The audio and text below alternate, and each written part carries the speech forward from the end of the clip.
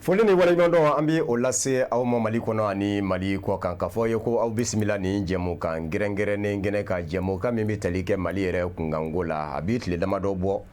yɛlɛmaw don bɛ Mali furanjɔrɔ fanga tacogow la yɛlɛmaw minnu nana ni furanjɔrɔ fanga ɲɛma Bandaw ka wala sɛmɛni ye ani a ka minisiri ɲɛma Moktar Wane maa min kun ye a ka danga ye ni o ye colonel Asimi Goyita ye o ka na a nɔ na ni ka laban ka jɔyɔrɔ fɛnɛ sɛmɛndiya jamana sariya sunba fɛ ni o ye cour constitutionnelle ye bi in na min ye kumaɲɔgɔnyaw ye fɛnɛ o dayɛlɛn bɛ ayiwa jamana ɲɛma danga fɛ min gɛn bɛ jamana ɲɛma ye bi Bandaw nɔna ani fanga ɲinindɔnw jɛ minnu ni olu ni u kuma se ka ɲɔgɔn faamu don dɛmɛnenw na kɛrɛnkɛrɛnnenya M5 RFP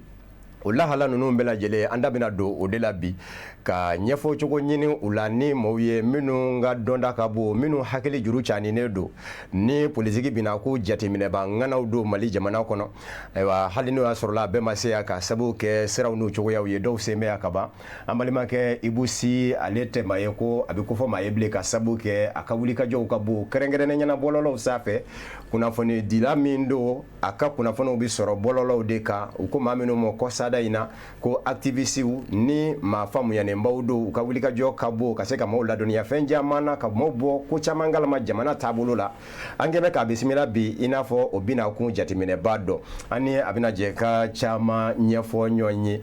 jamana yɛrɛ a cogoyaw la o la sa an bɛ bɛɛ fo ka bɛɛ waleɲumandɔn k'a fɔ aw ye k'aw bisimila nin jɛmukan gɛrɛngɛrɛnnen kɛnɛ kan Ibu Si an bɛ don kuma kɔnɔ ni ɲininkali fɔlɔ min ye o ye ɲɛfɔ cogo jumɛn de bɛ Bandaw furanjɔrɔ fanga ɲɛma ka faamuyabaliya la ani sɔrɔdasiw cɛ sɔrɔdasiw minnu nana n'a ye fanga la. Musa Funba an b'i fo mɔgɔ bɛ k'an lajɛ nin waati la Cherif la n b'u bɛɛ lajɛlen fo la tous les téléspectateurs n b'u bɛɛ lajɛlen fo la a bɛ se ka ɲɛfɔ cogo min na a man gɛlɛn c'est-à-dire Bandaw n'i y'a jateminɛ mɔgɔ min don a taara ta de ka na n'a ye parce que fanga IBK ka fanga dafirila tuma min na sɔrɔdasiw taara ta de ka na n'a ye ni maaw taara ta ka na n'i ye bon hali ni u m'a fɔ anw ye an kɔni b'a dɔn bɛnkan dɔ kɔni bɛ kɛ aw ni ɲɔgɔn cɛ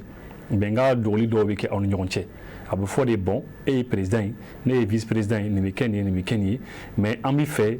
bon an kɔni jamana tun bɛ gɛlɛya dɔw kɔnɔ an bɛ fɛ jamana ka taa cogo dɔ la hakilina dɔ b'u la jamana tacogo la u b'o de fɔ u ni ɲɔgɔn cɛ bon maintenant ni papiyew kɛra o la gafew kɛra o la n'o ye charte de transition ye transition gafew kɛra jɔyɔrɔ dira bɛɛ lajɛlen ma bɛɛ n'i jɔyɔrɔ fɔra ni an nan'a ye kɔfɛ k'u nana tiɲɛ ɲɔgɔn ye i bɛ taa sɔrɔ minnu bɛ fanga na n'o ye sɔrɔdasiw ye i bɛ taa sɔrɔ Bandaw y'a kɛ cogo la cogo min ma diya u ye parce que malheureusement Bandaw ma kuma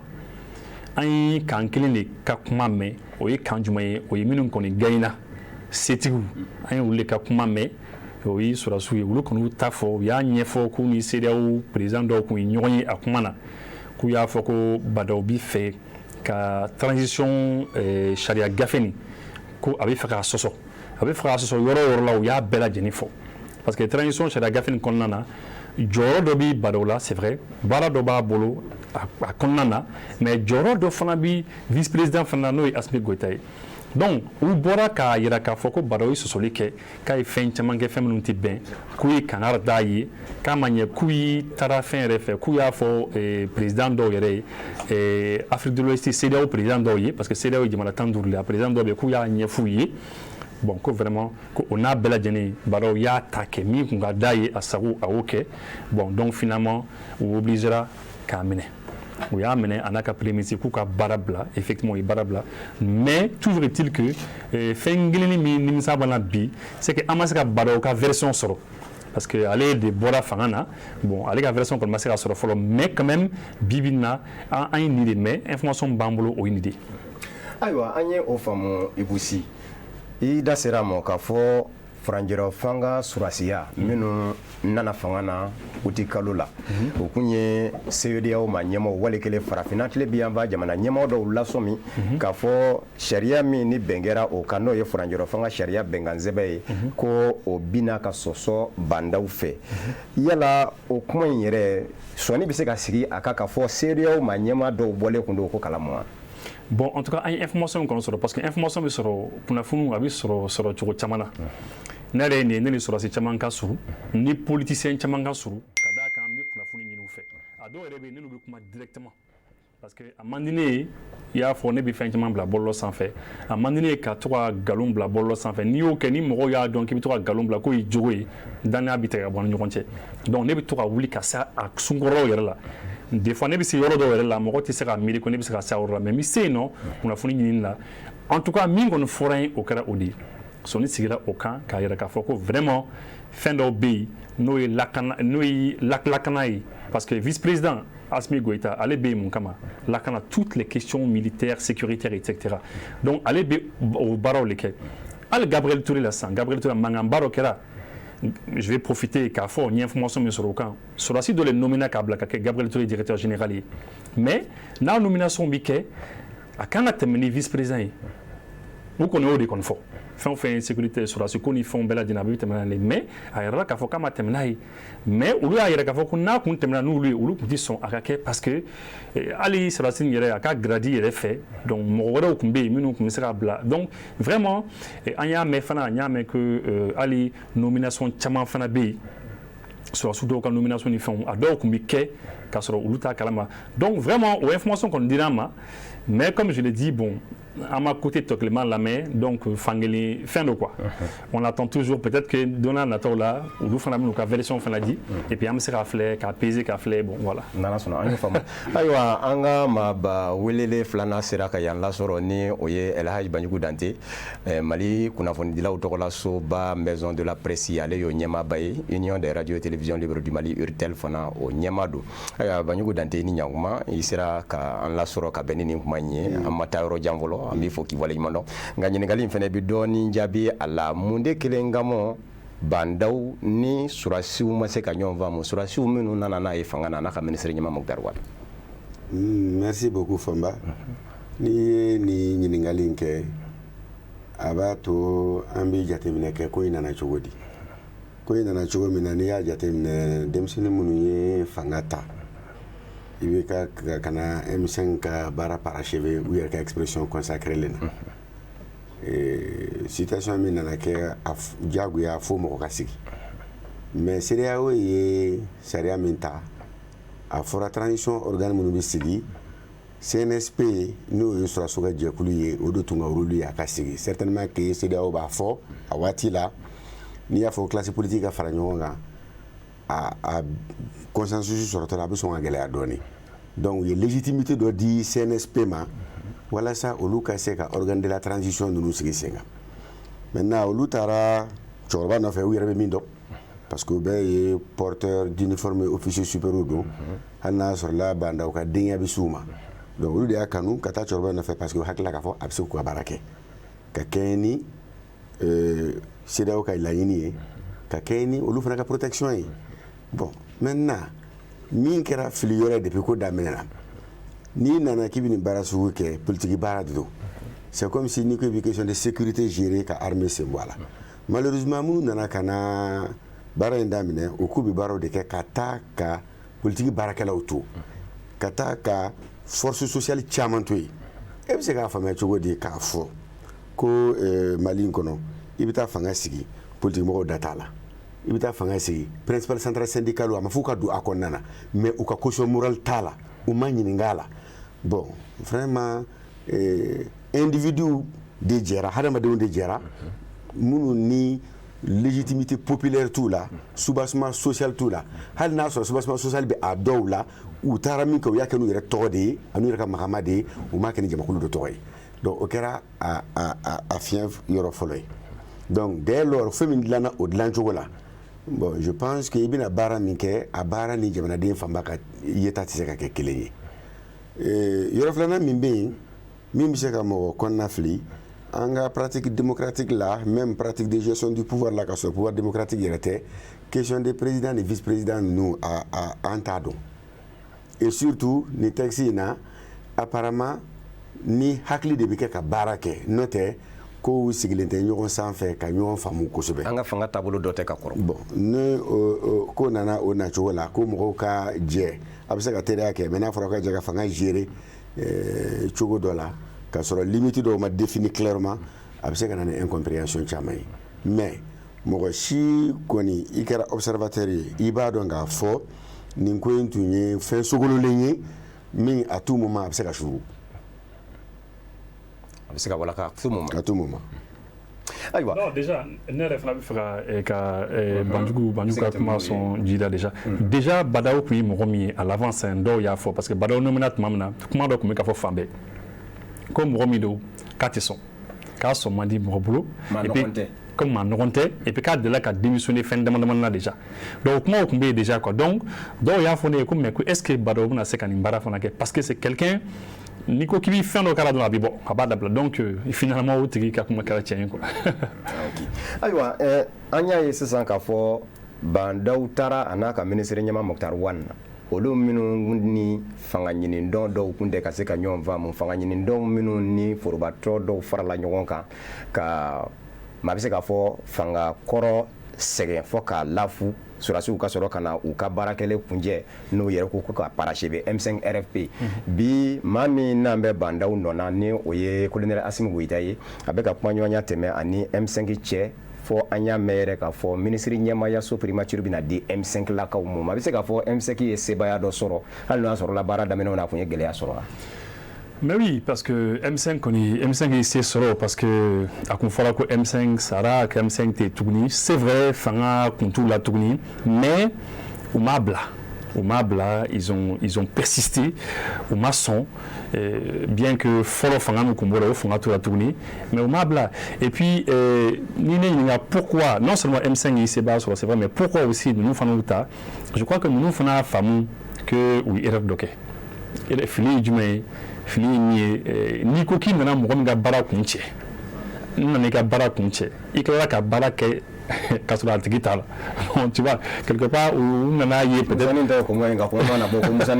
voilà olu ka erreur de ye c'est la raison pour laquelle à mon avis o de kama ne yɛrɛ hakili la kunu vice-président yi n'a kɛra président ye sisan ko conseil mɔgɔ fɛ a ye classe politique bɛɛ lajɛlen wele k'a f'u ɲɛna bon voilà sisan nin jɔyɔrɔ premier ministre jɔyɔrɔ kɔni a bɛ di M5 mɔgɔ ma minnu taara foyi taara courageusement hein ka bɛɛ wele k'a fɔ bɛɛ ye alors que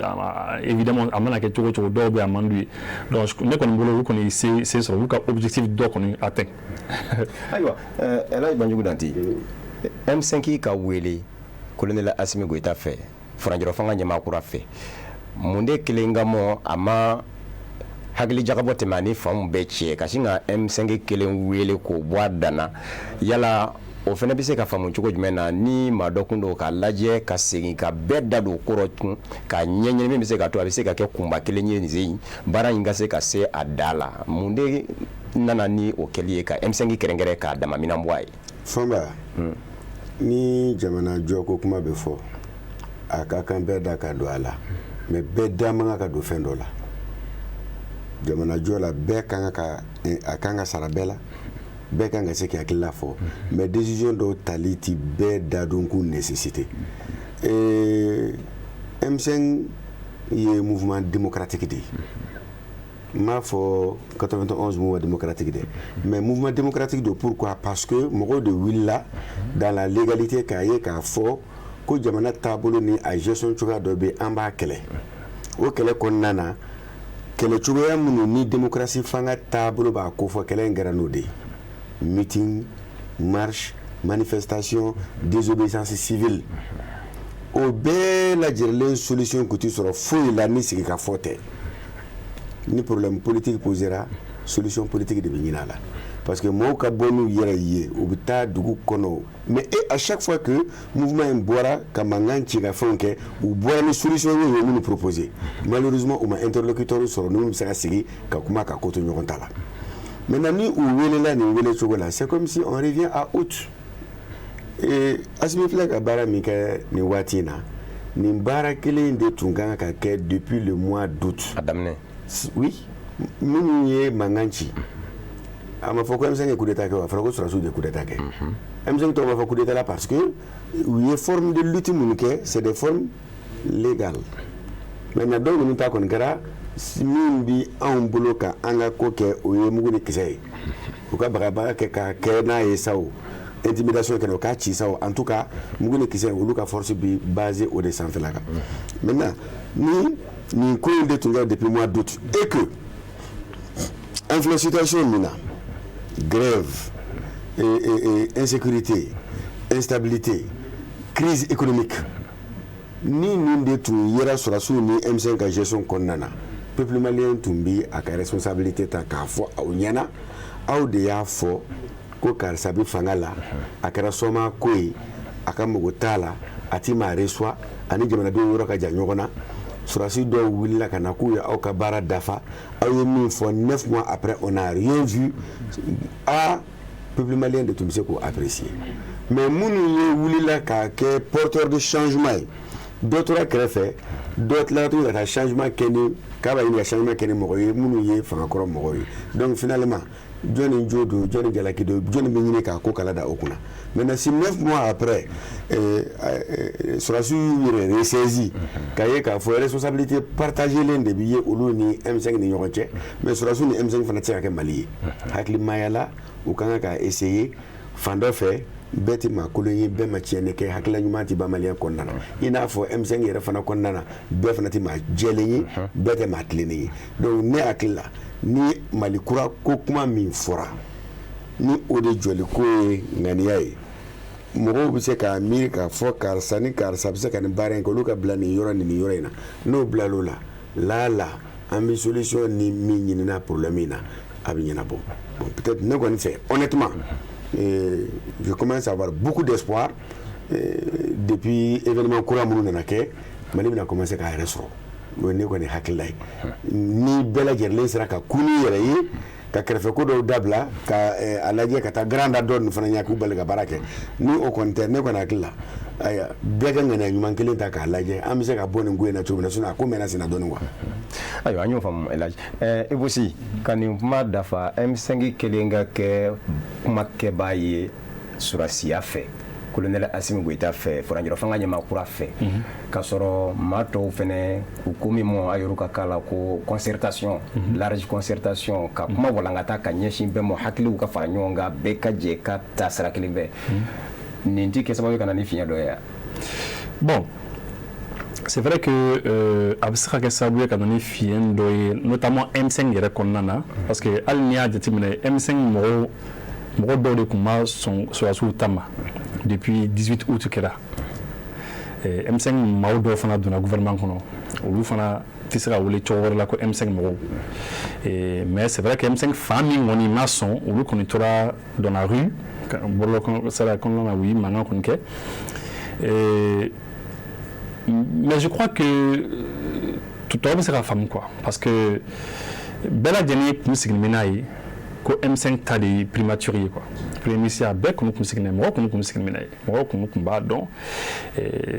M5 u ka mankan kɛ a ma ɲɛ bon vice président a kɛra président a y'a ka responsabilité ta ka bɛɛ wele k'a fɔ bɛɛ ye clairement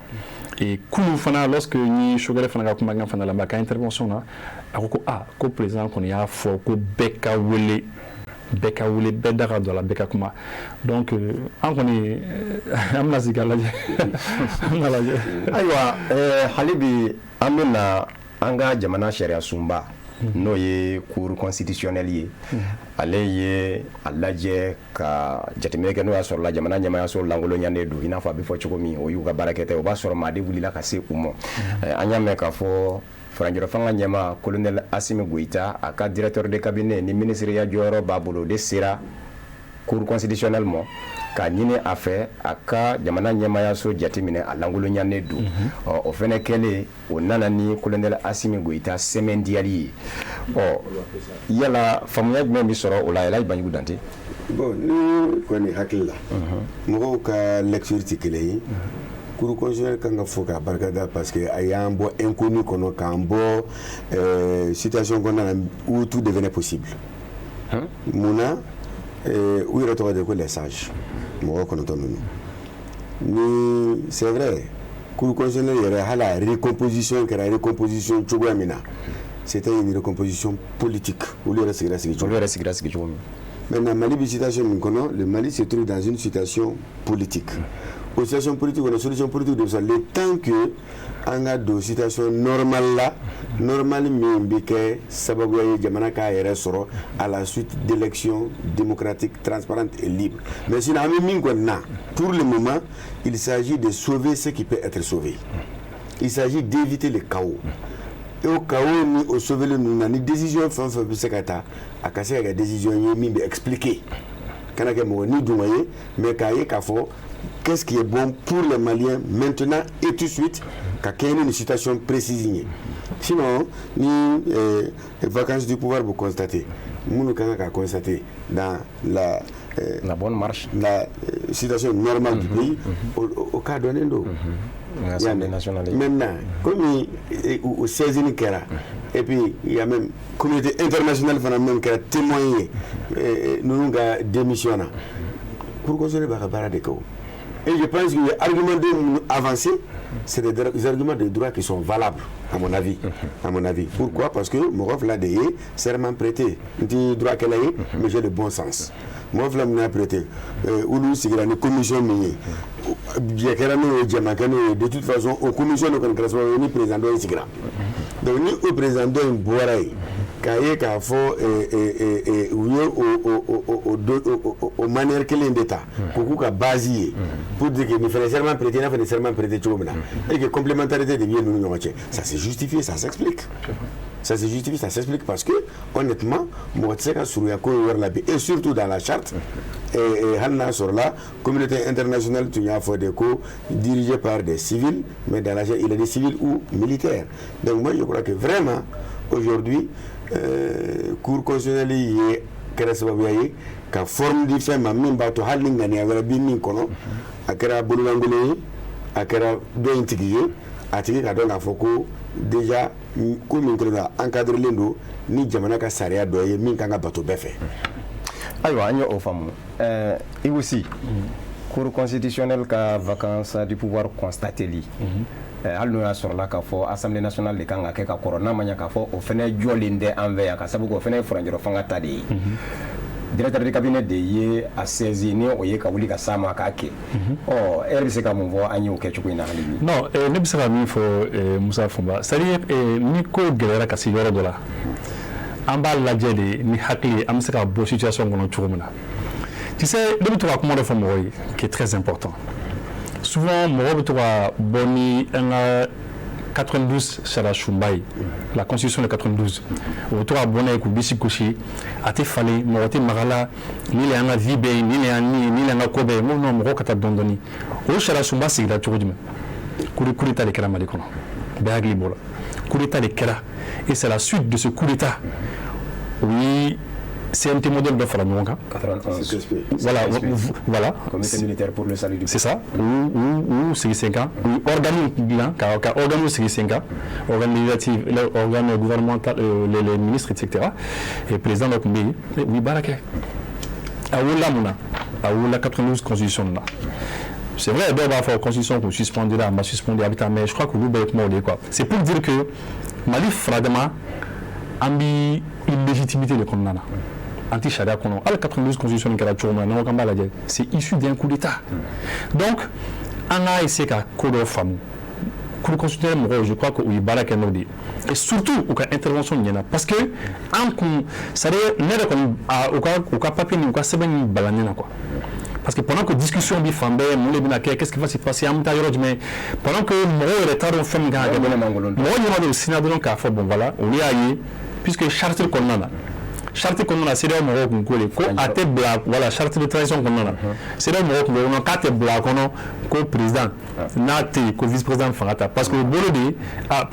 vice président mana ko dɔ kɛ président k'a bɔ yen ka se a place la o kuma sɔn mais puisque a fɔra ko vice président ni président supplie c'est-à-dire ni président tɛ yen bon ale fana bɛ se k'a ka baaraw fana kɛ donc finalement anti-situation normale là, en situation exceptionnelle là. Donc, vous savez, lui, ko famu cogo min na, y'a fɔ élection quota ni jamana quota fanfɛla charia quota fanfɛla la, n'olu min fɔ, bah c'est fini. Donc, baara kɔni bɛ ka kɛ n'o ye maintenant an bɛna sigi k'a filɛ de sisan ni CEDEAO mɔgɔ min na min fɔ ou bien ni ayiwa est-ce que yala nin bɛɛ man ka kɛ sababu ye maa ka jigiya k'a fɔ a ka kan sa yɛlɛma ka don an ka jamana sariya sunba in na pour que nin n'a ɲɔgɔnna ko wɛrɛ kana na an sɔrɔ oui o man ka kɛ oui parce que sariya sunba nin filɛ sariya sunba tɛ kuranɛ o kuranɛ tɛ c'est-à-dire a kɔni hadamadenw de y'a kɛ n'an y'a ye ko fili dɔw b'a kɔnɔ ou bien n'an ye k'an kun ma fɛn dɔw prévoir kɔfɛ n'i nana ye ko effectivement fɛn dɔw kun kan ka don a kɔnɔ mais i b'u don a kɔnɔ même vice présidence nin filɛ c'est quelque chose bon n'u y'a fɔ sisan an degeli t'a la a t'an ka kow la a t'an ka coutume n'an ka fɛnw na mais c'est bien i m'a ye hali américains yɛrɛ y'a dɔn ghanéens n'i m'a fɔ u y'a dɔn ivoiriens y'a dɔn kɔsɛbɛ na u y'a dɔn mun kama parce que mɔgɔ ti ko cogo dɔn s'il y a un problème vice-président bi fanga ta en attendant que élection ni fɛnw ka se ka organiser ko ka se ka taa parce que anw fɛ assemblée nationale président de b'a ta a b'a ta condition fɔlen don donc et puis hali tile hakɛya min dilen don a ma kɔnɔna na pour que a ka se ka élection organiser a ka surun donc c'est compliqué n'an y'a ye ko an ye sariya sunba dɔ kɛ défaut dɔ b'a yɔrɔ dɔw la an bɛ don a kɔnɔ an bɛ se ka modifier min bɛ se ka modifier ni hakili ye k'o modifier comme ça peut-être dans 20 ans 50 ans 30 ans 60 ans ni minnu bɛna kɛ yen n'u y'a ye effectivement ko défaut dɔ fana b'a la fiɲɛ dɔ b'a la o fana b'a corriger et ainsi de suite. ayiwa an ka ɲininikɛla Amadu Kamara wulila ka se dugu kɔnɔ ka maa dɔw hakilinaw ta an bɛ ka o jaw lajɛ an ka segin ka na hakilinata di olu kan n'Ala sɔnna. Bamananw ka kuma don ni ko tiɲɛna ka ban dilancogo de bɛ ɲini a la parce que an bɛ waati min na ko sisan n'i y'a jateminɛ i bɛ ka fɔ min ye an ka tentigilakaw ye n'i y'u siɲɛ fɔlɔ ye ka coup d'état in kɛ bon coup d'état n'i ye coup d'état kɛtɔ i bɛ taa sɔrɔ fɛn dɔ de bɛ yen o de ye gɛlɛya ye jeli dun a suma man di nɛn kan anw ka bamanankan fɔlɔw b'a fɔ cogo min na o tuma waati min bɛ yen sisan o ye waati de ye waati min maliden bɛɛ bɛ se ka fara ɲɔgɔn kan cogo min cɛ ni muso denmisɛnnin ani mabɔkɔrɔ an k'a lajɛ farafarali ma ni ɲɔgɔn cɛ an k'o bɛɛ bila an bɛɛ ka fara ɲɔgɔn kan an ka danaya da mɔgɔ kelen kan an k'o ta k'o sigi ɲɛmɔgɔya la parce que ni an ka jamana lajɛ an bɛ politiko gɛlɛya la an bɛ lakanako gɛlɛya la an bɛ kɛnɛyako gɛlɛya la wariko gɛlɛya bɛ yen tiɲɛ yɛrɛ la jamana in sanama an mago bɛ fɛn min yɛrɛ la o ye basigi yɛrɛ ni hakilisigi ye sinon tiɲɛ yɛrɛ la an k'an ka yɔrɔ ɲininka yala gɛlɛya yɛrɛ bɛ fan jumɛn de fɛ waati dɔw yɛrɛ de selen don an k'an sigi sa an ka hakili dayɛlɛ yala gɛlɛya yɛrɛ bɛ min wa an bɛ se ka se gɛlɛya in na cogoya jumɛn na ne hakilina ninnu hakilinaw kɔni de kan ka kɛ hakilinaw ye maliden cɛman na musoman bɛɛ bɛ se ka baara kɛ ni mun ye don n'a nataw la jango min bɛ se ka kɛ sababu ye an ka jamana a ka bila lafiya dangan na ne b'a fɛ n'a bɛ jamana kɔni lataaɲɛ ne b'a fɛ parce que ne b'a dɔn mɔgɔ minnu fana don mɔgɔ hakili feerelenw don u tɛna foyi ta min bɛ se ka na juguya la jamana sira kan u bɛ fɛn ta i bɛ taa sɔrɔ u y'a sɛgɛsɛgɛ k'a larabi ani jamana ka ɲɛtaa de bɛ taa o de b'u bila la jamana ɲɛmɔgɔ kura Asimi prioritairement o kɔrɔ ye a kan ka baara fɔlɔ min yɛrɛ ta bolo fila la o tɛ dɔwɛrɛ ka hakilisigi kumaw ani basigikanw de fɔ jamana kɔnɔdenw ye ka jamana kɔnɔdenw de wele hali bi mun bɛ Mali kɔnɔ mun bɛ Mali kɔkan la denmisɛnnin mɔgɔkɔrɔba mun bɛ togoda la mun bɛ duguba kɔnɔ an bɛɛ ka fara ɲɔgɔn kan an ka kɛ kuluba kelen jango gɛlɛya mun bɛ yen gɛlɛya ninnu bɛ se ka basi cogo di parce que n'i y'a mɛn diɲɛ don o don fanga yɛlɛma fanga kɔni cɛ nka n'i ye fanga yɛlɛmatɔ ye ka sɔrɔ waati ma dafa gɛlɛya dɔ de bɛ yen dɛ n'a ma hakili jagabɔ ka segin kɔfɛ k'o gɛlɛya lajɛ an kɔni tɛna se ka to waati bɛɛ ni fanga balamini na sabula an si kelen n'a ka nafa t'o la a bɛ min lase an ma kɔlɔlɔ la Ala dɔrɔn de b'a dan dɔn o tuma Asimi ni kan b'a da nin waati a ka kanw de fɔ min bɛ jamana basigi min bɛ jamana kɔnɔdenw fara ɲɔgɔn kan an bɛɛ ka ɲɛtaa an ka jamana bɛ bolo min ka bi vraiment ne ka jate la kabini depuis waati jan Mali tun tɛ bolo ɲuman kan kabini waati jan Mali tun tɛ bolo ɲuman kan mais comme Ala nana n'a ka na ye an bɛ nin bolo kan bi ayiwa ko ko ta kɛra IBK taara bandaw nana o fana ma se ka a laban Asimi y'a place ta ne ka nin ɲɛna kɔni fɛn ɲuman don Asimi ka tɛmɛ ni a ka baara ye nka Mali an yɛrɛ bɛ yɔrɔ min na bi na il faut que Maliyɛnw yɛrɛ k'a lajɛ min kɛra min ma bɛn an ka fara an bɛɛ ka fili kɛ yɔrɔ kelen na quoi an ka Mali dɔrɔn de jate mɔgɔ se i kunna fɛn ninnu i kelen ka nafa i k'o bila kɛrɛfɛ ka Mali dɔrɔn jate o dɔrɔn de bɛ se ka bɔ mɔgɔ la n'o tɛ n'an to cogo la fo ka to kuma bɛɛ ne de ye nin ye ne de ye nin ye ne de nin ka kan ne de nin ka kan o tɛ Mali avancé dɛ an ka tiɲɛ fɔ ɲɔgɔn o tɛ Mali yɔrɔ si o bɛ Mali sigi kɔ de aw bonya bala o de nin de kɛ ne ka kuma ye. Bon, ne bolo cour constitutionnel kuma nga kuma ni ko la ka Assimi kɛ président parce que an bɛ waati mun na bi waati mun dɔn cour constitutionnel tɛ se k'i hakilinata di nin décision façon kan parce que cour constitutionnel ka baara ye de ka kuma ko la ko mun bɛ tali kɛ an ka constitution na an ka constitution ye mun fɔ an ka constitution ko coup d'état man ɲi ni maa ma ye coup d'état kɛ normalement i kan ka minɛ ka faga de Assimi ye coup d'état de kɛ mɔgɔw man ka ɲinɛ o kɔ a y'o coup d'état mun kɛ est-ce que cour constitutionnel bi o ka kan ka hakilinata di k'a fɔ ko Assimi kan ka kɛ président je ne pense pas parce que a tɛ a ka ça sort de sa compétence donc fanga b'a bolo marifaw b'a bolo u ka ca donc cour constitutionnel hakilinata di mais ne bolo kɛ ni illégalité don quoi a man kan ka kɛ ce n'est pas normal. Ayiwa an bɛ segin ka na ɲɔgɔn sɔrɔ yan maa gale y'a jira k'a fɔ a ka kan colonel Assimi Goïta ka kɛ basigi karamɔgɔ de ye sa nin fanga kura in kɔnɔ dɔ fana y'a jira k'a fɔ maliden bɛɛ de kan ka jɛ ka Mali ta k'a bila fɛn bɛɛ ni sanjɛ ka yɛrɛkunsɔrɔko ninnu dabila ka Mali kelenya yɛrɛ ko jɔrɔ minɛ dɔ fana y'a jira k'a fɔ a man kan jamana sariyasunba kɔlɔsi yɔrɔ ka nin n'a ɲɔgɔnna ko jaatigɛ ka sababu kɛ ko kafo-jaso yɛrɛ ye fɛn ye min sɛbɛkɔrɔ kɔnɛ don an yɛrɛw ka jamana sariyasunba kɔnɔ ninnu kɔni ye kumaw ye hakilinantaw don minnu dira kɛnɛ kan Elhaji Banjugu Dante i bɛ se ka min kɛ ka nin kuma ninnu dafa. Fanba n ye min f'i ɲɛna n bɛ segin o kuma kelen de kan an bɛ situation min na bi d'abord cour constitutionnelle ni o ye décision min ta o bɛ imposer jamanaden bɛɛ ko labatoli o ye diyagoya ye maintenant comme an bɛ situation anormale dɔ de kɔnɔ ni ko in ma kɛ nin cogoya ye est-ce que solution wɛrɛ bɛ yen min bɛ se ka adopter qui soit conforme à la constitution du Mali. Ka gɛlɛn. Donc kana fɔ k'i bɛ fini jɛ ko ni ji nɔgɔlen ou bien fini nɔgɔlen a couleur jɛman don i nana i bɛ ji nɔgɔ fana kɛ i b'a ko tuguni jɛcogo t'a la. Maintenant mun ka ɲi jamana basigili jamana stabilité le temps pour nous an ka bɛn fɛn dɔ kan min b'an bɔ nin ko in kɔnɔ.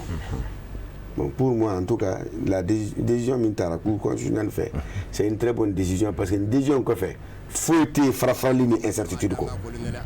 Ni nin kuma ta. Faut être farafali ni incertitude ko. I bɛ jɔn sigi ka jɔn débat sigi ni kan jumɛn sigi cogo jumɛn na. A ma nɔgɔn. Bon, maintenant n'a sɔrɔ la ko jamana sariya sunba bɛ min fɔ o de yira k'o to yen ka taa ni dun ka sababu dɔ fɔ donc minnu b'a fɔ a tɛ kɛ olu ka dɔ fɔ min ni sara bɛ taa. Donc il faut trancher. Jagoya fa ka a tranché de o donc trancheli ni solution bɛ sɔrɔ ni o bɛ se ka kɛ source de stabilité an ka jɛ an ka baara kɛ an ka bɔ nin ko in na. An y'o faamu ayiwa e bɛ se ka mun dafa kuma ninnu na i wusi. mais Banjugu ye min fɔ mais kuma tɛ yen tuguni o parce que mɔgɔ mana se kuma na cogo o cogo i bɛ se ka mun fɔ a ko sisan ko ni min ma sɔn i ka cogo fɔ cogo wɛrɛ fɔ cogo min ni sariya bɛ taa. Mais tu vas dire, il m'a fait un fort. C'est-à-dire, Mali a la situation de la situation mis aujourd'hui. On a terminé ça au Sarayi, Charate et Tougni. C'est-à-dire, politiquement, on a l'adjé, on a une femme, on a un conglan tourna. Sinon, tout à l'heure, moi, je l'ai dit, nous, on dit qu'à référence à 92 et constitution là, mais c'est illégitime aussi. C'est à l'issue d'un coup d'État. Ou bien, mais voilà, il ne faut pas oublier ça. Il ne faut jamais que Moro gagne quoi. Au 92 constitution est créée sur la base d'un coup d'État. Coup d'État qu'elle a au 92 constitution de France c'est Kadama. N'a pas qu'au référencier au Kay, en a Bible, en a Coran, en a fond. Non. Donc du coup, happy le bifon femme quoi. Nico Nyamina à ce niveau de là. Ambitieux qu'à la comment est-ce qu'on peut faire pour qu'à boire qu'on en a, à période qu'on en a, comme ça, on fait encore aussi et puis on met tas de plus belles. Donc c'est ça, il faut traiter mon gars. Aïwa. An b'a kalama k'a fɔ dimanche Accra, Ghana faba la yen an kun kan kuma bɛ yen. An bɛɛ b'a dɔn fana k'a fɔ CEDEAO ma ɲɛmaaw n'o ye farafinna jamana ɲɛmaaw ye surasi ko in tɛ ka ye ni ye ɲuman ye u fɛ. An ka jamana colonel Assimi Goïta n'a taara Accra Ghana faba la CEDEAO ka ɲɔgɔn bɛɛ la ɲangini ko bɛ se ka bɔ a la wa mun de bɛ se ka kɛ colonel Assimi Goïta fɛnɛ fɛ kuma na min bɛ se ka to ɲangiw bɛ bɔ a mɔ fana. Ni Assimi taara Ghana a ye kuma min fɔ Maliens ɲɛna. Moi j'ai eu la chance d'être à Kouliba hier avec les organisations de la société civile. A ye kuma min fɔ Maliens ɲɛna segin bɛ k'o kuma kelen de kan Ghana ɲɛna. Mɔgɔ o mɔgɔ n'i b'a fɛ ka Mali dɛmɛ bi principe universel de démocratie ni valeur minnu bɛ n'an bɛ jɛ k'o défend certes condamnation de principe bɛ yen certes sanction symbolique bɛ yen mais maa min man kɛnɛ n'i nana k'i bɛ taa o corriger tɔ a ka faute la k'i bɛ taa punition sugu dɔ k'a la n'a sara i nɔ don banabagatɔ a fari man d'a la a ye fɛn kɛ min ma bɛn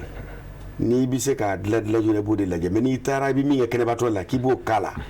n'a n'i tora la i ye fagali kɛlɛ ye donc je crois que min kan ka jira k'a fɔ Mali ni dɛmɛni de ka kan Mali ni tɔbɔtɔli de ka kan Mali man kɛnɛ ka encourager a ka bɔ nin situation na ka accompagner o accompagnement na tiɲɛ fɔ ɲɔgɔnya de b'a la transition in ka kɛ bɛɛ da ka di ka don a la an bɛ taa min an k'a dɔn an bɛ taa yɔrɔ jumɛn n'an y'an taa yɔrɔ dɔn n'an bɛ taa la laban na mun kan ka kɛ donc ni o feuille de route définira clairement ka bɛn acteur politique bɛɛ lajɛlen ta élection propre ka kɛ an ka bɔ nin ko in na o de cɛ ka ɲi mais aw y'a don ta a y'a bɔ ta an b'aw kɛ ta a ye nin kɛ min kɛra a kɛra ka ban ne tɛna se ka bali kɛla Mali ka dɛmɛ o ka fisa ni sanction ye et je ne crois pas que CEDEAO bɛ nin hasarder k'a bɛ taa sanction ko niveau la kangari dɛmɛw de bɛ da recommandation de bɛ kɛ mais embargo daga si se ka sigi maa si da la yan. Ayiwa an b'a kalama k'a fɔ M5 RFP min fɛnɛ ka mankanji cayalen kun don bi k'a ye k'a fɔ o bɛ colonel Asimi Goïta fa fɛ yala o tɛna kɛ sababu ye ka nɔgɔya dɔw don Gana sigi la wa ani CEDEAO maa ɲɛmaaw cɛ a ka kuma dafa hali bi Ibou Sy. En tout cas fɛn kelen kɔni bɛ yen ne bɛ se k'o fɔ M5 RFP mɔgɔw kan c'est que mɔgɔ min de don u bɛ min fɛ u b'a dɔn quoi M5 mɔgɔ ninnu ma nɔgɔ dɛ u bɛ min fɛ u b'a dɔn u bɛ se kuma na u kalannen de don et puis u kan ka taa sira min fɛ u b'a sira dɔn et je crois que ni M5 mɔgɔw b'i ɲɛ ko ninnu dɔw la a caman bɛ se ka nɔgɔya quoi parce que an y'u ye quoi u ma nɔgɔ dɛ cɛkɔrɔba ninnu faralen ɲɔgɔn kan u ma nɔgɔ dɛ. Mɛnna ko in kɔnɔ. Ne kɔni tiɲɛ na ne b'u respecter bien que a bɛ se ka kɛ a dɔw ti ɲɛ u ka kɛnɛw kan tuma bɛɛ a bɛ se ka kɛ u b'a miiri ko n t'u fɛngɛ quoi mais c'est pas ça mais je les respecte beaucoup u kalan de don. An y'a ye u ye CEDEAO mɔgɔw bila difficulté la gɛlɛyaba la CEDEAO mɔgɔw yɛrɛ y'a fɔ Goodluck Jonathan ninnu yɛrɛ y'a fɔ ko cɛ ko université ko kalanlenbaw yɛrɛ de bɛ maliyɛnw bolo yɔrɔ min na an fɛ k'u faralen ɲɔgɔn kan k'a ma nɔgɔ donc ne kɔni b'a dɔn c'est une manière ni M5 kɔni b'u fɛ je crois que u bɛna se k'u débrouiller ka ko dɔ kɛ maintenant fɛn dɔ bɛ yen il y a un détail qui est important CEDEAO mɔgɔw u kana lajɛ ko u kana essayer k'a fɔ ko Mali tɔ coron Tchad ta kɛra bɛɛ ɲɛna o Tchad bɛɛ y'a ye Tchad Idriss Déby ala ka hinɛ la fatura e ma denkɛ ye fanga ta cogo min na bɛɛ y'a ye fanga dafirila mais fanga dafirila Idriss fo Faransi président de wuli ka taa yen nɔ ka taa dugawu yɛrɛ k'u ye k'u bilasira ka fanga dafiribaw kɔkɔrɔma mais voilà ɲangili kana kɛ kuma juguman kana f'u ma an ka ta ten mais donc n'o sera ka kɛ yɔrɔ min na bon an fana nous sommes ensemble u ka jabaranizo dɔ la u ka jateminɛba dɔ bɛ k'a fɔ baro sen fɛ k'a fɔ maa kana Cadi ni Mali da ɲɔgɔn ma ko bawo ko Cadi surasiyaw bɛ ka min kɛ Mali surasiya tɛ ko kɛ a bara ta Mali surasiya fɛnɛ dɔn kun bɛ ni nin jɛ gwɛlɛn ye yanni n bɛna profiter ka plateau fɛ pour ka message dɔ fɔ maliyɛnw ye maliyɛnw ka sabali k'u ka sɔrɔsiw lagosi maliyɛnw ka sabali k'u ka sɔrɔsiw lagosi u ka sɔrɔsiw an ka sɔrɔsiw olu de bɛ don ani tasuma cɛ bi n'an ka sɔrɔsiw t'an ka dugu kɔnɔna na k'an ka yɔrɔw lakana an bɛɛ bɛ dugu nin bila tu sais an b'an disi gosi ni wali sɔrɔsiw ye Faransi sɔrɔsiw ye nin kɛ c'est des hommes Tchad sɔrɔsiw ye nin kɛ c'est des hommes an ka sɔrɔsiw bɛ baara min na anw b'a dɔn u bɛ baara min na ils sont à féliciter u bɛ baara la an b'a fɔ ma k'a mɛn ko an ka dugu kuturu cira wa an famana k'a mɛn k'an ka dugu kuturu jenina dɛ an ye image dɔw ye kɔsɛni na an b'a dɔn min kɛra o an b'a fɔ ma k'a mɛn k'an ka kanw minɛna wa ka taa kan kuturu minɛ photographe yɛrɛ bɛ to kan yɛrɛ kɔnɔna na u bɛ fêter kɛ ka selfie kɛ k'u yɛrɛ filmer ka tila ka image bila réseau sanfɛ an b'a fɔ ma ko mɛn c'est parce que cɛw de b'an n'u cɛ donc nos militaires là de plus en plus u bɛ ka aguerrir u bɛ ka former u bɛ ka digi u bɛ k'a dɔn saya ye min ye ils le savent ils sont courageux et en kan k'u encourager ce n'est pas parce que bi sɔrɔdasi damadamani dɔ bɛ yen u bɛ fanga na u ye fɛn dɔ kɛ a ma diya dɔw ye u bɛna profiter ka Mali sɔrɔdasi bɛɛ lagosi nos hommes c'est des hommes u b'an ni koba cɛ dɛ donc il faut pas que mɔgɔw ka confusion kɛ o yɔrɔnin na quoi le Mali et le Tchad c'est la même chose n'a sera qu'à accepter que Tchad y a rien le Mali aussi y a rien on va avancer. Et c'est comme ça. C'est tout. Non, Tchadi surasiya ka kɛ surasiya jolen ye an bɛ se k'o jateminɛ k'o kɛ san 2010 yɔrɔw ye ka na n'o tɛ san 2008 an b'a kalama k'a fɔ N'Djamena kun minɛna rebelle kelen ninnu bɛɛ Faransi kelen de ye Idriss Déby Itno Ala ka hinɛ la bɔ bolo la o y'a sɔrɔ Mali surasiya jɔlen don a bɛ se ka mun fɔ an ye hali bi k'a fɔ ko danfara ka don Tchadi ni Mali ta cɛ. Bon, mɔgɔw minnu bɛ o kuma fɔ Tchadiens bi terrain kan Mali surasiw tɛ taa jɔn ka Mali surasiw tɛ terrain kan mɔgɔ o mɔgɔ filɛ nin ye niveau de responsabilité politique de la bɛ a bɛ homme de terrain de et maintenant ce qui est très important n t'a dɔn ni télé la kuma de don au Mali au moins jusqu'ici chaîne de commandement s'est préservée donc ça veut dire que minnu bɛ na n'u yɛrɛ sɔrɔ nin ko in na o ni dugumamaw bɛ ɲɔgɔn kalama. ya donc fɛn min ye o ko ye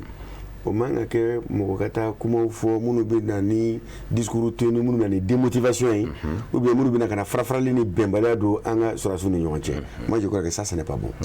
donc déjà que les forces du changement là olu ye ɲɔgɔn sɔrɔ le peuple exige des résultats minnu kun ka laɲini ye yɛlɛma ka kɛ ni o ni sɔrɔdasiw kun fɔra ɲɔgɔn kɔ a daminɛ na sɔrɔdasiw minnu bɛ ka gɛlɛya fɔra minnu bɛ kuma olu bɛɛ tɔgɔ la ani niveau politique la n'u y'a jira k'a fɔ Mali kan ka taa nin sira in de fɛ n'olu jɛra ka ɲɔgɔn sɔrɔ bon jamanaden bɛ ŋaniya ɲuman de ta k'i sigi sisan ka jaabi ɲuman kɔnɔ. ayiwa an bɛ se ka mun fɛnɛ faamu hali bi M5 RFP yala u nako min ye nin ye kow ɲɛfɛ an bɛ se k'a fɔ ten u kɛko min ye nin ye ka ɲɛ sɔrɔ u ka kɛlɛ la ka sabu kɛ ni minisiri ɲɛmaya jɔyɔrɔ dir'i ma o tɛ jɔyɔrɔ ni ye yala u ye fɛn minnu fɔ u ka laɲiniw ye minnu ye k'olu ka kɛ fɔlɔ ka faranjɔrɔ fanga ka latilen o tɛmɛnen kɔ degun dɔw kɛra juillet kalo tile 10 na tile 11 na tile 12 niw tiɲɛna u nɔfɛmaw la ko o ko ka jɛya nafolo dɔw fɛnɛ k'olu dunna sɛbɛwari miliyari 236 miliyari sɛbɛwari miliyari 1000 ani 236 ko o fankelen bɛɛ dunna ko ka jɛlenya kɛ o ka surasiya ladilatɔ fanga kɔrɔ fɛ u ka na kɔnɔ minisiri ɲɛmaya la u bɛna se ka u ka nin hakilina ninnu bɛɛ lajɛlen da ɲɛnɛmaya. Mais Moussa Fomba bibi na mi yɔrɔ min na denmisɛnninw bɛ to k'a fɔ bɔlɔlɔ sanfɛ ko le VAR ye min ye o ye u ka fɛnw ye ça ye kuma minnu fɔ ka tɛmɛ n'i yɛrɛ bɛ fanga la don min na a kumaw bɛ yen dɛ. Comme dit ɲɛfɔ ko fila kɔ qui hakili to i ka fɔlen kelen la. Voilà bamanankan ɲuman na c'est ça on bon banbaga donc maintenant M5 mɔgɔw y'o de fɔ ko fo solution ka ɲini le 10 le 11 le 12 juillet 2020 fagali minnu kɛra ko solution ka ɲini a la n'u yɛrɛ nana fanga na u bɛna ɲɛɲini a na u ko 1236 milliards min fan dɔ dunna loi de programmation et d'orientation militaire ko wariw ko fo ka justice kɛ o ko ka ɲini n'u yɛrɛ nana solution bɛ yen u ko que le niveau de vie de l'État ko jamana ɲɛmaaw ko wari min bɛ ka d'u ma musaka min bɛ ka d'u ma n'o wari min bɛ di président ma ani fɛnw ma ani premier ministre ma u ka bila n kɔrɔ minnu bɛ yen wari min bɛ bila o kɔrɔ ko ka dɔ bɔ u ka terrain de vie ni fɛn bɛɛ lajɛlen n'u kɔni nana kɔni an kɔni bɛ sigi k'o observer u k'a lajɛ u bɛ se ka fɛn dépenses rationaliser cogo min na ka dépenses nɔgɔya cogo min na c'est ça an kɔni sigilen bɛ n'o de ye an bɛna o fana juger n'o de fana ye donc an kɔni c'est ça. ayiwa El Hadji Banjugu Dante baara min ni u kɛn kun bɛ ka a boloda u yɛrɛ ye k'u b'a fɛ u ka kɛ u nako min ye nin ye minisiri ɲɛmaaya la u bɛna se ka nin bɛɛ kɛ yan. Bon moi je crois que Mali problème donnen do bɛɛ fɛ mais transition in na les questions essentielles M5 ye nin baara kɛ k'a ban c'est comme si maintenant u ye projet de société min proposé pour une période de transition là o de application kan ka kɛ maintenant laɲini de bɛ kɛ furugufurugu ni dɔw kana wuli k'a fɔ u bɛ nin de bali a ka kɛ mais je suis sûr que politique mɔgɔ minnu don c'est des gens aguerris u kan ka se force sociale fɛn o fɛn ma u kan ka se force politique fɛn o fɛn ma avec les mots justes n'u sera k'o kɛ ka le consensus large possible sɔrɔ o bɛ kɛ sababu fɛn ka ɲɛ ni tun y'a fɔ mɔgɔ min ɲɛna ko INTM tun bɛ se ka kɛ moteur de grève wuli par patriotisme mɔgɔ caman kun tɛ da la mais je crois que le fait que o kɛra les M5 ou ka gouvernement sigi na ils doivent essayer de discuter de parler ka kuma ni jamana fanba bɛɛ ye le Mali réel pas un Mali virtuel ou ni Mali réel ka kuma avec les acteurs réels n'olu kumana Maintenant, je suis sûr que au moment acte nous poser, ils peuvent avoir l'accompagnement nécessaire. Il y a un thème que moi minko kaye ka fo ki ba ka yugu kele no yugu kele yon thème que revendication be nyana bo. Donc hal ni mo min wulo la ki ta ko dilan comme mimbi que sababu ye kan nyangara ma fili nous zengoro. Je crois que yon thème c'est qui ko laye. Donc il faut que pouvoir inga adosser à des légitimités sociales. Ni pouvoir adosser à la légitimité sociale à abi makara. Ma tseka wula fe ani ma wula fe de me babula pour protéger ko seka barenga ka to nyumana. Maintenant ni enana kan sigi c'est mes rotila ibela ka mesure impopulaire uta mais ibita londe ou. OK. Aywa ni da sera légitimité socialement obi ange kangunda Mali Silamatonga Faranyonga Jakuluba au Conseil islamique du Mali Maniema, Mali Silamadine Nyama Faranyonga Jakuluba, groupement des leaders spirituels musulmans du Mali Maniema, Silama de Meton Ansarou Nyajoro Aseyeda Sherif Ousmane Madane Haidara Bismillah. Faranjoro fanga nyema kura colonel Assimi Goïta fe ina fanyoru nyebal alla chogomi Aseyeda Sherif Ousmane Madani Haidara na ka bureau konomo utara wele jabi wele mi nzemve uye foleni wale nyumano lase Faranjoro fanga manyema mo Aseyeda Sherif Ousmane Madani Haidara ako abi anyini silama ufe ani chrétien beka jeki tege di nyomo Mali jamana deme abe danga mina kase ka bo o danga ina Faranjoro fanga nyemo olu ye wale nyuma ndonvoli ke ka nyeshi Aseyeda Sherif Ousmane Madana Haidara ni aka bureau ma bela jelema wa bani yere fene ye bonya lasegi uma uka bonya na ka nyeshi uma ku wele ka kuma dajira ula ko ye fenye femini o bena umo au conseil islamique du Mali ananyema ba Aseyeda Sherif Ousmane Madana Haidara uya jira ka fo ni zigi mingele leni nye sigido mi ni abena umo feminu voira uye Faranjoro fanga manyema kura fe unu hakilito o kuma unaka hakili jagabo ke uka nga uluka la nyini ye feminye jamana de umbe goleya mi ngono bi ka damine Mali chamanje ya va fe ka yele ibaye ka fo degumba be Mali de unga olu ho conseil islamique kono ka la nyini de ye ka se ka o degun ta ka bo jamana de unga ukase ku ka munyuko manyaka uke kata uka forola taula kata uka moni uka bagamara ula jango ni nzami ya dunda mi nambela be ba don ka fo to ko dala ma anika ngo ye feminye oye aka foro ye mi se ka to abibalo soro ka dunga fa sabati o tale kelinyo o jamana de bela jele yi o kuma na Faranjoro fanga ma nyemo ka la be sabati mi se ka to halibi basigi be se kana jamana chamaje ya va fe minye olu ho conseil islamique la ka uye ni olu ye dine nyama uye ni nyejo yoro yuye useko ye minye ko ke jamana basigi la ono ke usoro la ka anyini aya Faranjoro fanga ma nyemo fe beka jeki tege di nyomo Mali be de gumi ngono akabo ula imam konta woni aleye ho conseil islamique du Mali nyama Aseyeda Sherif Ousmane Madana Haidara ka danganye oye dugawuke memese ka to aywa Faranjoro fanga imbi furi here ani badela ningera aywa jamana nyama ya sula kuluba mingene ka Aseyeda Sherif Ousmane Madana Haidara kumbi aywa aussi ambaka lama ka fo conseil islamique fana joro ka bo basi la jamana kono gerengere ne nyana be minu zira ka do mawni nyonje bi halada nyono maramo yanu yere che fenje mambike u fe gundula ani bangila ni bise ka mi vara aywa ni hakilgan non vraiment au conseil islamique Morobi mina vraiment au koni kumate quoi parce que nere fengelin kera mi nere kun dalenta la ka kumisa ka ke mais au conseil mo sera ke o kera nyono mara jabali fin voilà farabougou parce que Dougou Fili Farabougou à chaque fois ni attaque au combiqué non elle kilinsan attaque kake Farabougou kado bi ani Dougou Fili kado bi ba foni kabini ou né don bolo sans fait ba foni chaîne militaire mimbe anga sur la simine ne ba foni na très rapidement automatiquement ou bi mo blakata tu m'as ça dit ne le continue des fois 4h du matin oui mais ça cinéma faut qu'on a ko bi ko ba ben fara mais on a peine bâti sur la sunu ndoma oui c'est que mais domna nyam mais au conseil mo sera ka taino kanin kele ban ah non n'est quoi dolmi mbola n'est ko na don non n'est tellement n'est soulagé là quoi non au conseil mo vraiment boufou ça dire comment t'es en boufou et albi au cas au kamingo au cas continue faire quoi voilà là ba judande Aseyeda Sherif Ousmane Madana Haidara na ka jama au conseil islamique kono kani mulika jon fama mo ne bi yara kalama an ga jamana yin yoro do be na tiklu ngala adine ko a laada ko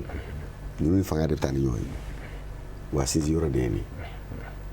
parce que ni fanga jɛkulu sigira e yɔrɔ janyana mɔgɔw la jamanaden kɔnɔganbaatɔ tɔɔrɔbaatɔ dusukasibaatɔ bɛ taa o hami n'u u ka gɛlɛyaw fɔ mɔgɔ minnu ye minnu t'i sɔrɔ olu ta bɛ fɔ ninnu de ni ninnu de kuma na nata tɛ fin tɛ jɛ olu de bɛ se k'i bila sira ɲuman kan parce que généralement dans nos pays chef ninnu ka conseiller u tɛ tiɲɛ f'u ye maa min bɛ sara ko karisa bilasira u bɛ n'i majamu de i b'a sɔrɔ ko caman bɛ yen min kan ka f'i ye soit a tɛ f'i y'a fɔ waati kelen a tɛ f'i y'a fɔ yɔrɔ la soit a tɛ f'i y'a fɔ cogo la maintenant n'i y'a dɔn k'a fɔ ko n'i nana sigi Mali kunna laadatigi diinɛtigi i y'a faamu kunnafonidila ninnu ye i taamaɲɔgɔnw de ye ninnu de bɛ se ka tiɲɛ f'i ye ka sɔrɔ u mago t'i bolo la ta la o de bɛ se k'i dɛmɛ. ayiwa an ye o faamu sisan an bɛ segin ka na hali bi M5 RFP an b'a kalama k'a fɔ bi an ka jamana bɛ degun min kɔnɔ Elhaji Banjugu Nande n bɛ to e fan fɛ politiki degun don a dun kun jira l'u la kabini fangakɔrɔ ma bi n'o ye IBK fanga ye CEDEAO tun ye politiki fɛɛrɛ dɔw da jira u la hali n'o y'a sɔrɔla sariya tun bɛ sɔsɔ a kɔnɔ bawo an y'a ye k'a fɔ kiiritigiw fana bɔra k'u jɔ k'a fɔ jɛn tɛ se ka kɛ n'a ye ko sariya sɔsɔtɔ don bon a dun bɛ ka ɲɛnabɔ bi ni politiki fɛɛrɛ kelen in de ye. Famba CEDEAO décision ninnu de y'an sen ma jusqu'à présent le problème mais CEDEAO fana ka décision fana bɛ ta ka kɛ ni jamanadenw ka wulikajɔ de ye CEDEAO tɛ foyi diyagoya maa si ka min ma diya a ye ni jamanadenw bɛɛ na ko la k'a dɔn k'a fɔ intérêt personnel individuel an k'o dabila à un moment donné an ka dɔn k'a fɔ an ka miiri jamana yɛrɛ ka to yen fɔlɔ la n'a tora an ka min ɲɛnabɔ ka fɛ an b'o ɲɛnabɔ mais waati tɛmɛnen na a nana ye k'a fɔ Mali yɛrɛ sɛgɛnnen tɔɔrɔlen satɔ de waati min na o de ye mɔgɔw ka kɛlɛ bɛnbaliyaw juguya waati ye bon o de ye ko gɛlɛya yɔrɔ ye sinon CEDEAO bɛ fɛn o fɛn ta k'a b'a wajibiya an kan a bɛ profiter an ka division de la soit maa dɔ bɛ sɔrɔ jamana kɔnɔna na CEDEAO bɛ sinsin minnu kan ka baara in kɛ parce que honnêtement an minnu bɛ yan jamana in kɔnɔ i ka kɛ coup d'état jari ye o i ka kɛ coup d'état ma diya i ye o an bɛɛ lajɛlen bɛ valeur républicaine ni valeur démocratique de défend an bi ko ye cogo min na ka kɛ ni Mali réalité kɛrɛfɛmaa tɛ se k'a ye parce que a bɛ lakale i ye de a bɛ ɲɛfɔ i ye de donc an bi min bɛ an ka jamana kan ani an yɛrɛ ni kan anw de b'a dɔn mais ni an y'o dɔn k'a fɔ attention c'est vrai il y a des lois communautaires il y a des principes universels mais an ka jamana kɔnɔ nin de kɛmɛ ka anw sɔrɔ ni maliyɛn bɛɛ jɛra ka wuli k'o de fɔ ne t'a dɔn CEDEAO min bɛ se k'a fɔ k'i bɛ ka fɛn de sigi anw kan min tɛ anw fɛ ko surtout CEDEAO nakun tɛ k'a fɔ k'a bɛna mɔgɔ réprimer fɛn o fɛn n'u b'a kɛ u b'a kɛ ka kɛ ni anw yɛrɛ bɛ se ka dɛmɛ cogo di ye u nakun tɛ ɲangini ko ye u nakun a bɛ dɛmɛ cogo di de hali sanction minnu bɛ ta sanction ninnu ta kun tɛ k'a fɔ k'u bɛna jamanaden tɔɔrɔ o a bɛɛ bɛ kɛ jamanaden ka intérêt de kɔnɔna na mais e bɛ ka solution min ta k'i bɛ jamana min mɔgɔw dɛmɛ n'a bɛ taa k'olu ma degun ye dun i t'u ɲininka min bolo k'a ɲɛ f'i ye wa mais o ɲininkali de kɔnɔna na n'an yɛrɛ dama se ka bɛn ko la dɛ o de ye problème ye c'est pourquoi ne ko vraiment cour constitutionnelle décision min ta nin ye décision ɲɛnamaba de ye parce que au moins a avantage fɔlɔ ye ça va obliger tous les Maliens à se dire que o wɛrɛ tɛ bilen k'a fɔ jɔn bɛna kɛ président o ko ɲɛnabɔra ka ban kuma wɛrɛ de bɛ an bɛ se ka ɲɔgɔn sɔrɔ min na o na président ko kuma kɔni ɲɛnabɔra ni président kuma ɲɛnabɔra gouvernement ko ɲɛnabɔra parce que président de premier ministre sigi président bɛ gouvernement composé donc a tɔ ye détail mun ye CEDEAO mɔgɔ t'o la ka na ka n'o ɲɛnabɔ o bɛ ɲɛ sigi ka fɔ la. ayiwa an y'o faamu i aussi ka dɔ fara nin kuma kan. Ouais, bon, c'est vrai, c'est qu'il dit toujours, hein, c'est ça. Bibina ni Malion connaissera quand nous avons président au comité de ni premier ministre fana à fora mouronya kaba. Bon, maintenant on peut discuter. Nous va au ministre du Cato Mourandoula ou bien nous je crois qu'ils vont respecter la charte qu'on bouillant, je crois bien. Nous on est là au femme tourmena. Non, nous on ça va. Mami blani Franjoro Fanga nyamaya la bi.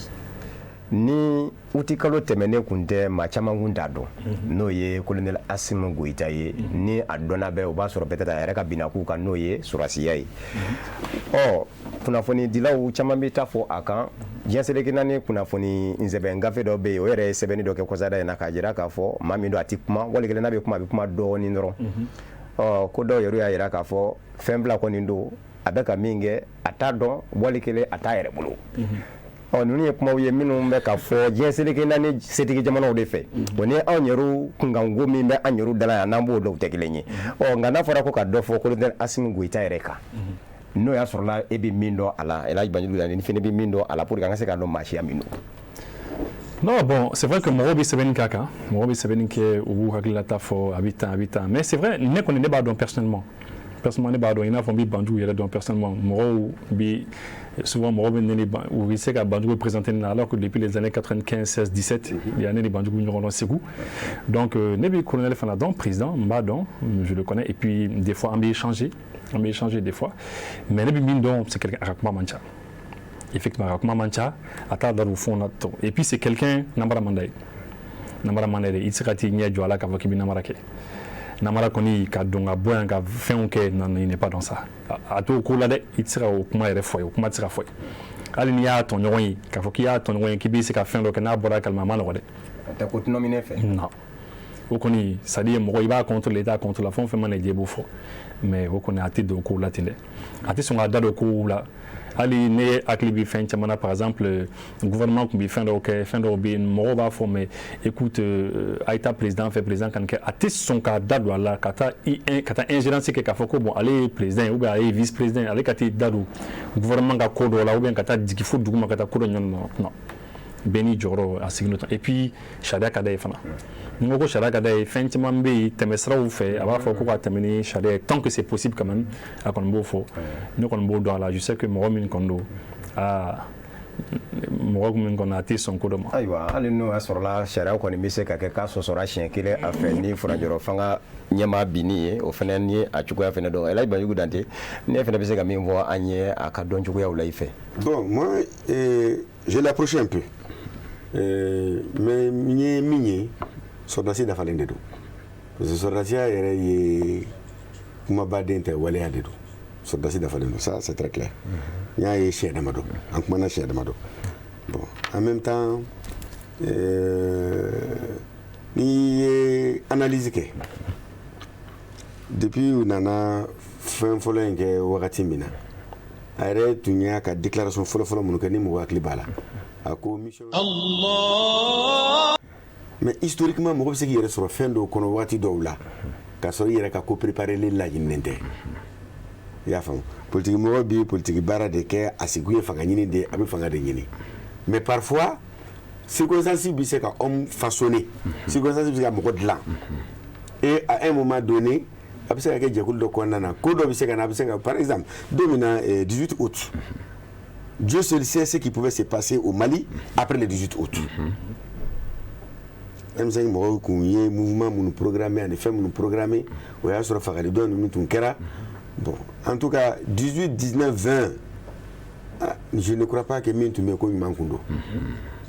bon ni ninnu nana o de y'a to coup d'état yɛrɛ min kɛra a condamnation dɔgɔyara y compris même mɔgɔ minnu tun bɛ i bɛ ka fanga la minnu bɛ mankan ci la bi ko bandaw taara mais i bɛ ka fanga yɛrɛ ko mankanba ci o or Ibeka était élu. Ibeka était élu. Donc franchement, ne connais mi Asimina sɔrdasi don a ka kuma man ca et a bɛ mɔgɔ lamɛn il écoute. Non, an bɛ dugawu de kɛ.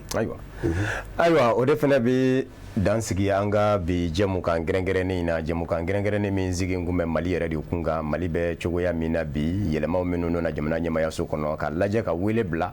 an ka maaba filama minnu hakili juru caninen don numayan b'a fɛ o ye El Hadji Banjugu Dante El Hadji Banjugu Dante ale ye maison de la presse kunnafonidilaw tɔgɔlaso ɲɛmaaba ye Union des radios et télévisions libres du Mali URTEL fana ɲɛmaaba don ani a ye ɲɔgɔn sɔrɔ ka dɔ fɔ Nginibolo fɛ Ibusi ti fɛnɛ ti ko fɔ maa ye ka sabu kɛ bɔlɔlɔ ka senna ka ca kosɛbɛ a yɛrɛ bilama jateminɛ kunnafonidilaw fɛ wali kelen ma hakili juru caninenw minnu ɲɛmadan bɛ politiki bina kun fɛ ka jateminɛ ni o ye analyse ye wali kelen consultant ka bɛɛ fɔ ka bɛɛ waleɲuman dɔn misegi Elhaji Banjugu Dande ka kɔrɔfɔ de kan Mali ye banabaatɔ de ye banabaatɔ min minɛ ko ni kɛnɛyabaatɔ minɛ ko man ka kɛɲɛ ka sabu kɛ ni k'i bi min da kɛnɛbaatɔ kan k'i b'o da banabaatɔ ka bɛɛ n'a fara i kɛra maafala ye o kumana an bɛ jɛ ka dugawu don de kɛ sigi min bɛna kɛ Gana Fabala Akara a ka kɛ sigi ye sigi min ni Mali bɛ bɔ sama worofuranjɛ k'a jɔ ka sɔrɔ dadigi ma kɛ an na ni hakilinaw ye minnu bɛ ta ka ɲɛsin an ma CEDEAO jamana 15 ma ɲɛmaaw fɛ yarabiyama Ala ka Mali basigi ka kolosuma ka bɛɛ fo ka bɛɛ waleɲuman dɔn a k'an bɛɛ diɲɛ kuma wɛrɛ na